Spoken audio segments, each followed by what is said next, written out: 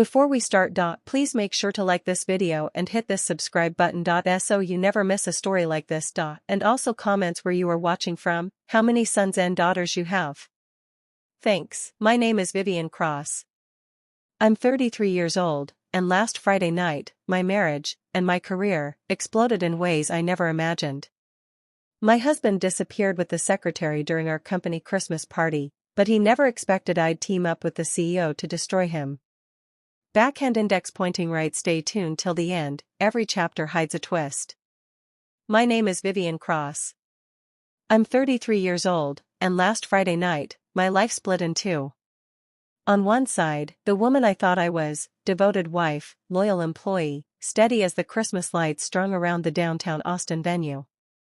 On the other side, the woman I became, standing in a black cocktail dress beside a chocolate fountain that was getting more action than I'd seen in months, watching my husband vanish into the December night with our secretary. It happened at 9:43 p.m. sharp. I know because my Cosmopolitan had gone lukewarm in my hand, and I'd been staring at the entrance for exactly 17 minutes since Ethan walked out to get some air. Except he didn't come back. Instead, Lila Monroe, 26 years old, all red lipstick and stilettos sharp enough to stab an ego, disappeared with him. Together. My brain froze. You know that blue screen moment when your computer crashes and you can do nothing but stare? That was me. Except instead of losing files, I was losing my dignity. In front of 80 coworkers. And corporate parties. God. They turn grown adults into high school gossips faster than the bar refills. Within minutes, 3 versions of the story were circulating. Ethan was helping Lila with her coat. She looked distressed and needed him. According to Jasmine from accounting, who'd had enough eggnog to fuel a scandal herself, they were practically making out by the valet. I stood there in my favorite Nordstrom dress, the one Ethan bought me for our anniversary 6 months ago, probably while he was already plotting his exit strategy. I had 2 choices: call an Uber and become the tragic wife sobbing into her designer clutch, or salvage what remained of my night and my pride. That's when Adrian Blackwell appeared. Adrian is not a man you ignore. At 51, he has the kind of presence that turns boardrooms into confessionals. Silver hair, sharp jawline, a leather jacket he wears without apology. He's the founder of Crosswell Technologies, a garage startup turned $40 million empire. My boss. He stepped up beside me, his voice low. Rough night? I almost laughed. Rough night? Try end of marriage night. Oh, you know. Just your standard Friday where you discover your relationship has the shelf life of a Snapchat story, I said. My tone was calm, but my heart was pounding. Adrian's laugh wasn't the polite CEO chuckle he gave investors. It was real. Warm. Dangerous. Heads turned. Conversations faltered. You need a ride? He asked. Bike's outside. Fresh air might help. Now, under normal circumstances, climbing onto your CEO's motorcycle in a cocktail dress would rank as questionable judgment at best, career suicide at worst. But normal had left the building with Ethan and Lila. You know what? I said. That actually sounds perfect. The walk through the lobby was its own spectacle. I could feel the eyes behind me. Phones buzzing. Group chats exploding. By Monday morning, half of Austin would know Vivian Cross ditched the Christmas party on the back of Adrian Blackwell's Harley. He handed me a leather jacket and a helmet that smelled faintly of cologne and something I couldn't name. Adventure, maybe. Ever been on a bike before? He asked. Does a mechanical bull at Cowboys count? Not even close. Just hold tight. And so, I did. When the Harley roared to life, the sound drowned out every whisper from the party windows above. I caught one last glimpse of faces pressed against the glass, their mouths open like they were watching a reality show. The ride through downtown Austin was exactly what I needed, cold night air slicing through the fog of betrayal, city lights smearing into streaks of gold, the strange comfort of being in motion when everything else felt still. But here's the thing. That 20-minute ride wasn't just kindness. It was a setup. Because Adrian Blackwell didn't offer me his Harley out of sympathy. He had a reason. An agenda. And by Monday morning, my husband's scandal wouldn't be the only secret haunting the halls of Crosswell Technologies. Sometimes, the greatest betrayals hide in plain sight. And sometimes, revenge begins with the simplest choice, holding on tight, and not looking back. If Friday night was the end of my marriage, then Monday morning was the end of my illusions. The office at Crosswell Technologies was buzzing like a hornet nest the second I walked in. Conversation stopped mid-sentence. People glanced at me, then quickly pretended to be fascinated by printer schedules or their screensavers. Of course, I knew why. Someone had snapped a picture of me climbing onto Adrian Blackwell's Harley-Davidson in my black cocktail dress. By Saturday morning, the photo was circulating like wildfire. By Sunday, it had reached my sister in Houston. And Ethan? Radio silence. Not a text. Not a call. Nothing but a yawning absence that felt louder than any words. At 10:30 a.m. sharp, the staff meeting began. Adrian walked in like nothing had happened, calm, confident, polished. No mention of Friday night. No smirk, no wink. He spoke of projections and client acquisitions like the entire company hadn't been buzzing with scandal all weekend. But his eyes found mine. Once. Long enough to make my stomach tighten. Then Lila Monroe walked in, glowing, smug, holding a folder she handed to Adrian with a smile that lingered just a moment too long. And Adrian noticed me noticing her. His gaze sharpened, not playful anymore. Calculating. When the meeting ended, people scattered like pigeons. Adrian looked at me and said only one sentence. "Vivian, join me in my office." The longest walk of my life was that hallway. Everyone pretended not to look, but I felt the weight of 20 pairs of eyes. Adrian's office door closed. He turned on the white noise machine he reserved for confidential board calls. My pulse kicked. He poured coffee from his personal espresso machine. "You'll need this." "Ominous," I said, though my voice wavered. "Vivian," he said, sliding a folder across the desk, "what I'm about to tell you doesn't leave this room. Understand?" I nodded, though my throat was dry. "Your husband, Ethan, has been selling our strategies to Vanguard Dynamics for the past 4 months." For a second, I couldn't breathe. I actually thought I misheard. "Excuse me?" What? Adrian opened the folder. Inside, screenshots of emails, timestamps, financial transfers. Clear as day. Ethan had been forwarding our confidential campaigns to his personal account. From there, Vanguard had access within 48 hours. My stomach flipped. All the late nights, all the lost pitches, all the strange way Vanguard always beat us to the punch, it wasn't bad luck. It was Ethan. And he didn't do it alone, Adrian added. He used Lila as the courier. That's when the nausea turned to rage. My husband hadn't just humiliated me at a Christmas party. He'd been sabotaging my entire career. With Lila. Adrian's voice was calm but sharp. 6 weeks ago, our IT traced the leaks back to Ethan's laptop. We've been watching ever since. I stared at the evidence. Email chains, encrypted messages, even a job offer from Vanguard to Ethan, double salary, benefits, and a fat signing bonus, dated 3 weeks ago. He'd been planning his escape while destroying mine. I whispered, "Why tell me this? Why not just fire him?" Adrian leaned forward. His silver eyes glinted. "Because Vanguard doesn't know we know. They're expecting Ethan to walk in next Monday with our Q1 strategy, including Henderson Manufacturing. Their entire play depends on him." Something cold and fierce uncurled in my chest. "You want me to feed them false information?" Adrian slid another folder toward me. This one labeled Project Phantom. Inside, a fake marketing plan. Beautiful, detailed, but completely designed to implode. Over-budget timelines. Impossible projections. False client preferences. A corporate death trap disguised as brilliance. You'll deliver it to Ethan, Adrian said.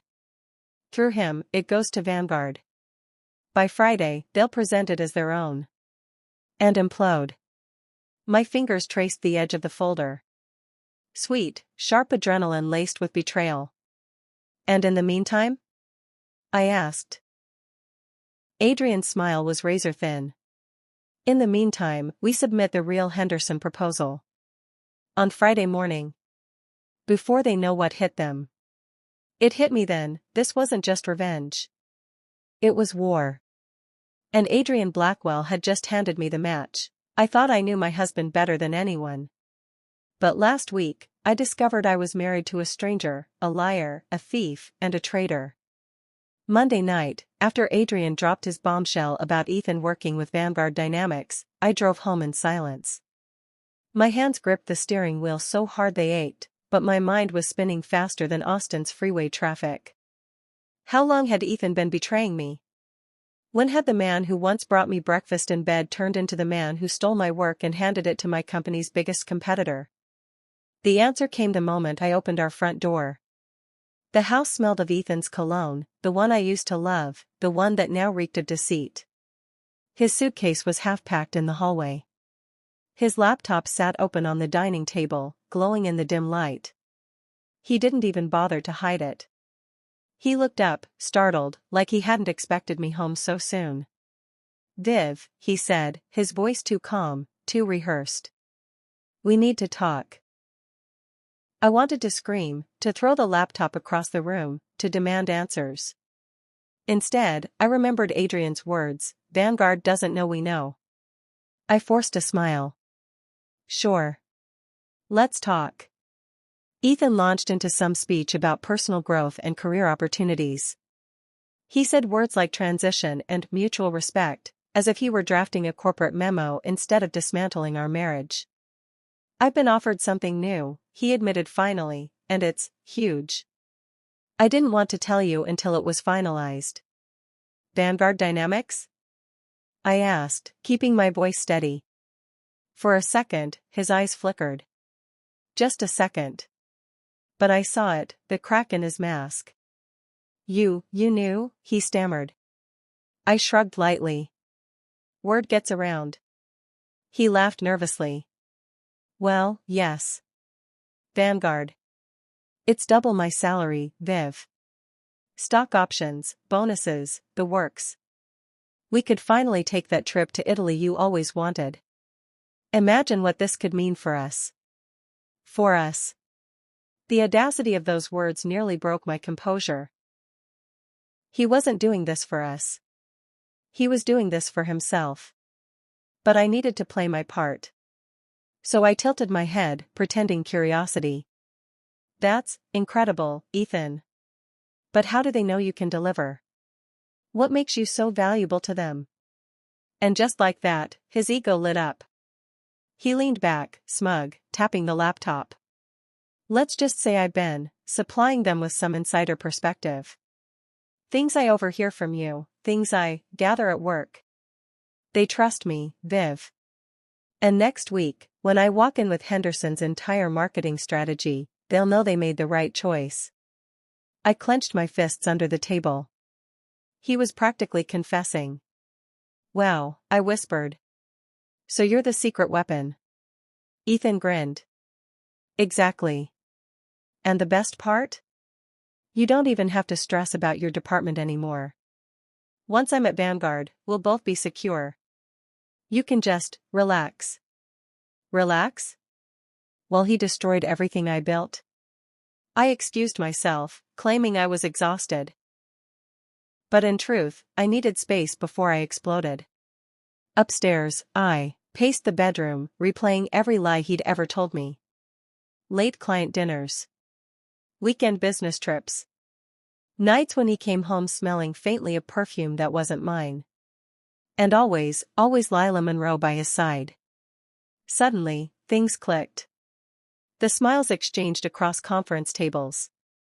The way she always seemed to know details she shouldn't. She wasn't just his mistress, she was his accomplice. By midnight, Ethan was snoring beside me like nothing had changed. I lay awake, staring at the ceiling, clutching Adrian's folder of Project Phantom under the covers. The irony wasn't lost on me. Ethan thought he'd outsmarted everyone, me, Adrian, the entire company. He believed Vanguard saw him as a savior. But in reality, he was walking straight into a trap. And I was going to be the one to set it. The next day, Adrian called me into his office again. Did he buy it? Adrian asked. I nodded. He's convinced he's untouchable. He bragged about Henderson last night. Adrian's eyes glinted. Good. Then it's time. He handed me a sealed envelope. Inside was a pristine copy of the fake Henderson strategy. Slip this to him, Adrian instructed. Let him think he's getting it from you, unguarded. Make him feel like he's one step ahead. People like Ethan always underestimate the ones closest to them. I pressed the folder to my chest, the weight of it heavier than I expected. You're sure this will work? I asked. Adrian leaned back in his chair. Vivian, when men like Ethan betray, they think they're predators. But what they don't realize, he paused, eyes piercing mine, is that they've been prey all along. For the first time in days, I smiled. Because now, the game wasn't about heartbreak.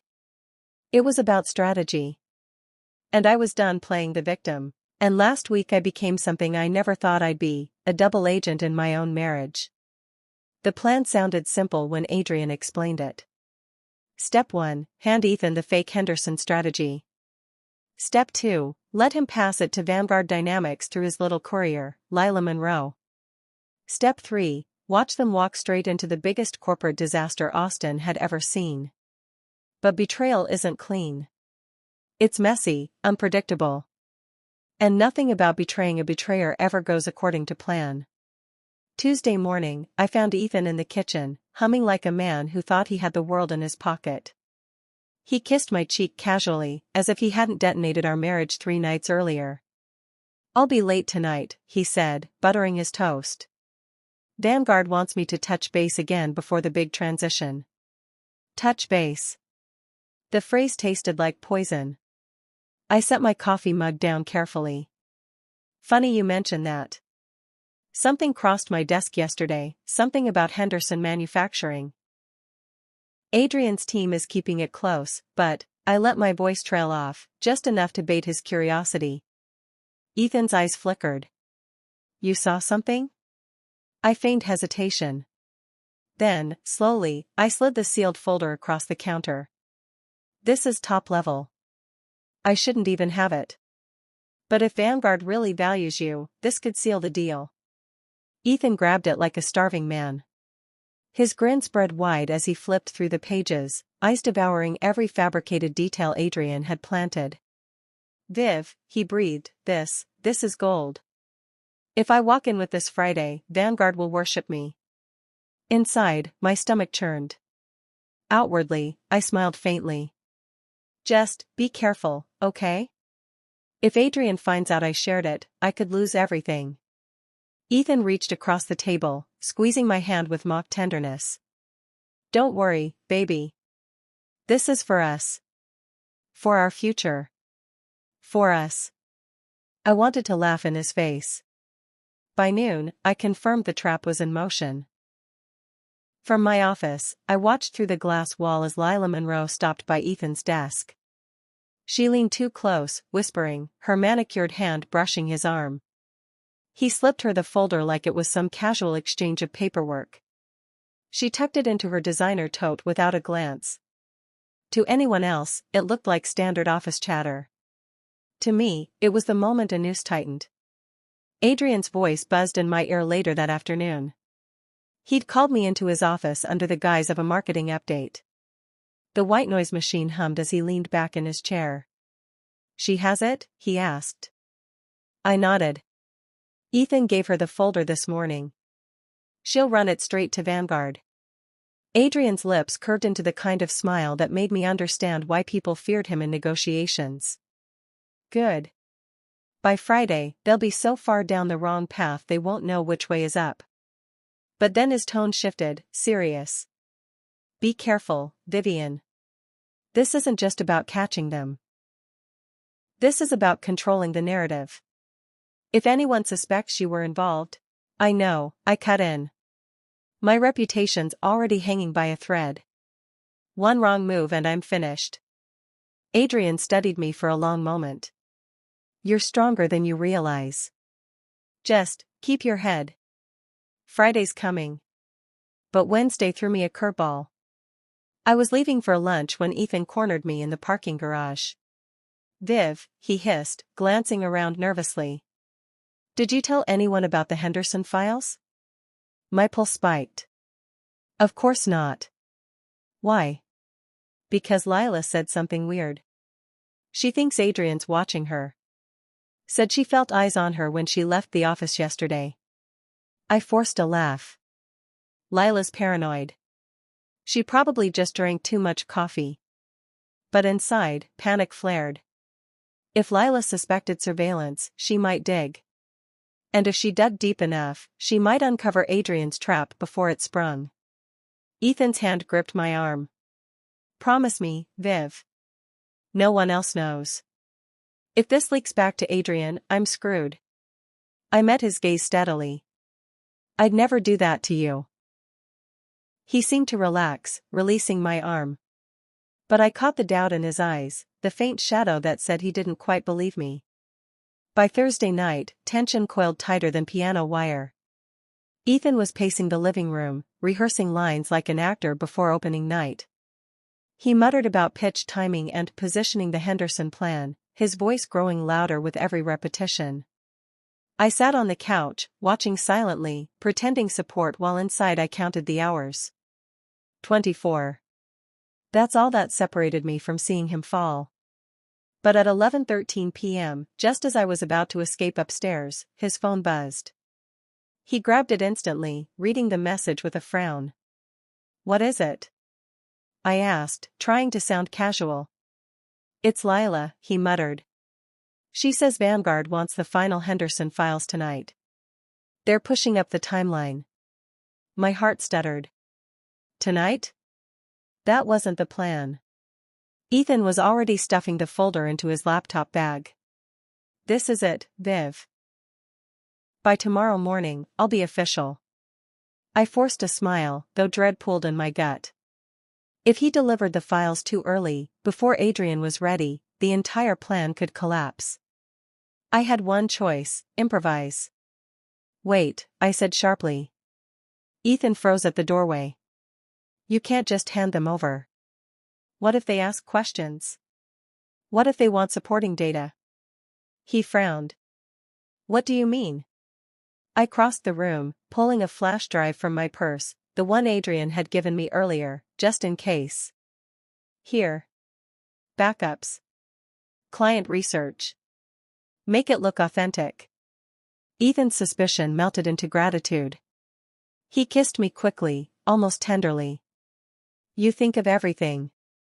God, Viv, I don't deserve you. No, you don't, I thought. As he drove off into the night, my phone buzzed. A text from Adrian. Change of plans. We're moving now. Trust me. And in that moment, I realized something terrifying. I wasn't just a double agent anymore. I was a pawn in a game Adrian Blackwell had been playing far longer than I knew. And pawns, I remembered grimly. The sun rose over Austin, pale and sharp, as I dressed in a steel gray suit that felt more like armor than clothing. Ethan was already gone, he'd left at dawn, grinning like a man on the edge of triumph.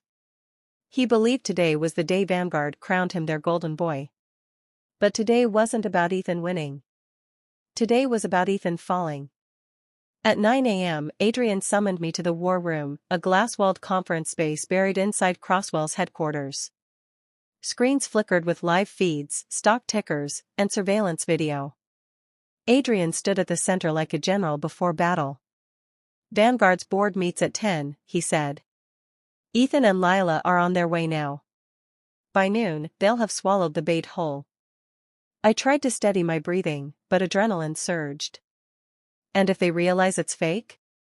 Adrian's eyes cut to me, cold but certain. They won't. Because people like Ethan only see what they want to see. Greed blinds faster than love. At 9:43 a.m., the first text came in. From Ethan. In the boardroom. Lila's with me. Wish me luck, Viv. Next time you see me, I'll be Vanguard's new exec. My stomach twisted. He still thought I was rooting for him. At 10:07, Adrian leaned forward, tapping a feed. One of our inside contacts at Vanguard had slipped us live audio from their meeting. A voice boomed through the speakers, "This Henderson strategy is brilliant. If we roll this out, Crosswell won't recover for years." Ethan's laugh followed, smug and sharp. "Told you I could deliver. This is just the beginning." The board erupted in agreement. They were buying it. Hook, line, and sinker. I should have felt relief. Instead, I felt hollow. Because in that moment, Ethan wasn't just betraying Crosswell. He was betraying me.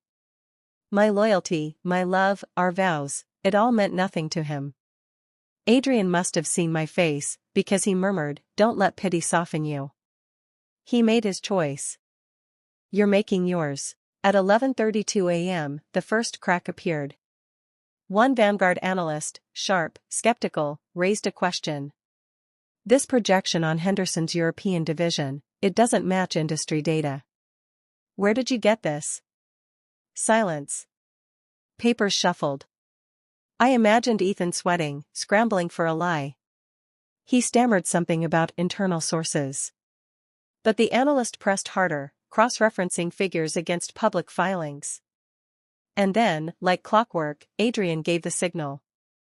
At 11:47, Crosswell's PR department released a global press statement.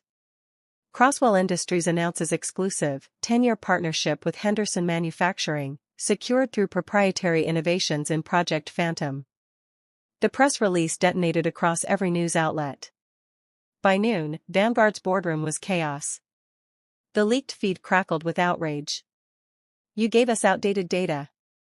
This entire file is worthless. Do you realize what this cost us?" And then, Ethan's voice, panicked, desperate, "No, wait, I can explain." But there was no explaining. In less than an hour, Vanguard's stock plummeted 5 points. Their billion-dollar play collapsed before their eyes. And Ethan Cross, my husband, was at the center of the firestorm. By 1 p.m., security had escorted Ethan and Lila out of Vanguard's headquarters. By 2 o'clock, Crosswell's lawyers filed a cease and desist against both of them for theft of proprietary information. And by 3 o'clock, Ethan came storming into our home, his face pale with rage. "You," he spat, slamming the door so hard the frame rattled. "You set me up." I stayed seated on the couch, calm, almost serene. "I don't know what you mean." "Don't play games, Viv," he roared. "That file, you gave it to me. You knew it was fake." I tilted my head. "Did I? Or did you just assume you were smarter than everyone else?"